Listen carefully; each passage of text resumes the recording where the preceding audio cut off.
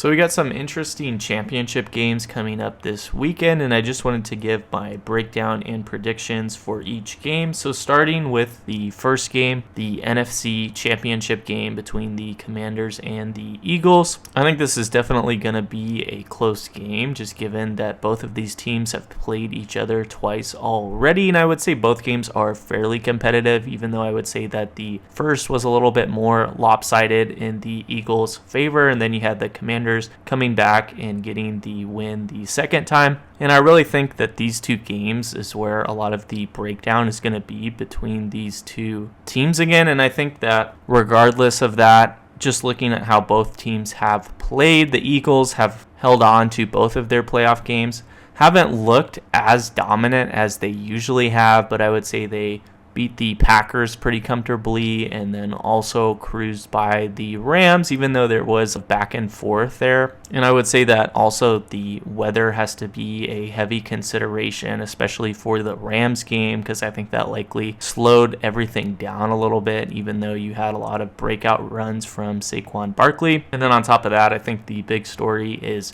Jayden Daniels and the Commanders really gaining a lot of momentum going into this. Barely grazed past the Buccaneers in a pretty neat divisional playoff game, and then obviously they just really dismantled the Lions, and I would say that that game was an excellent example of how the momentum swing can really just take the game out of control. And I do think that this game is going to be a lot closer and a lot tougher for the Commanders. But I do think that overall, Jayden Daniels has been playing well, and the Commanders are really looking electric with their deep passes and fourth down conversions. I think the big issues here, though, just looking at the Lions game, is that a lot of the momentum isn't going to be as generous this time around. We saw a lot of fourth down conversions on the goal line or in scoring range really get bailed out by some pretty costly penalties by the Lions. You had a couple of pass interference plays on 4th and goal that really gave them a new set of downs, as well as moved the ball up, and you also had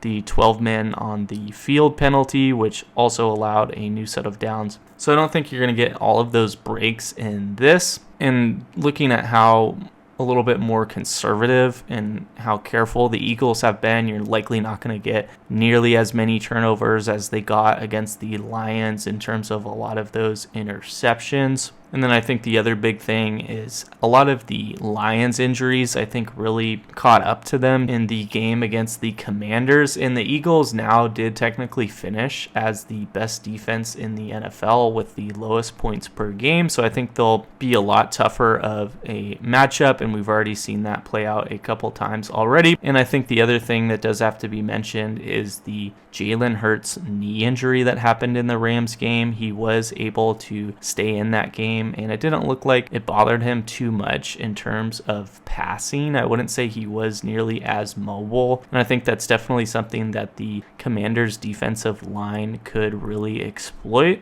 But I don't think it's really that serious. I think at most it really would just maybe hinder his explosiveness on a lot of his runs. And I think given that the Eagles were really able to stay in a high-scoring game and almost easily could have won the game against the Commanders, they had a missed field goal in that could have easily been the difference between an overtime, and they had a few turnovers that would have likely ended in another touchdown. I would say that if that version of the Eagles were really able to hang in there, Jalen Hurts, even at 90% with the knee injury, would still be enough to just really graze past the Commanders. And then going to the Chiefs-Bills game, I think this is a really interesting matchup as well, just given the history between these two teams. But I think the really crucial thing here is that the Bills offensively are just going to be too much for the Chiefs to handle. I do think that the Chiefs are an excellent team, and their only loss was to the Bills this year, so it's really hard to bet against them. But just looking at the average points that the Bills score this year and